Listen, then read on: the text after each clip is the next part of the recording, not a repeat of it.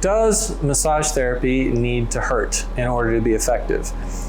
There are a lot of myths in both directions on this question, and I would say it this way.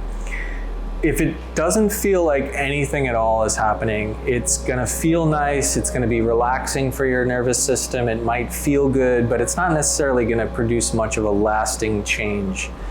On the flip side, if it's such deep pressure that you're cringing and clenching your muscles and tightening in response to that, then that's actually not helping you either. And in fact, there is this myth that the more pressure I can take, the better the results will be.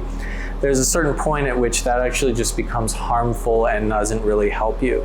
And so the sweet spot that I like to tell my clients is it should feel comfortably uncomfortable. So it shouldn't just always feel good, but if it feels uncomfortable, it should be tolerably uncomfortable, meaning achy, not sharp pain, and it should feel like the right things are being released. And you'll know the difference. And you definitely should be able to feel that feeling of achy discomfort that feels like it's in the right place without having to tense your body in response to it. You should be able to breathe through it easily without having the tension go from that place to another place on your body.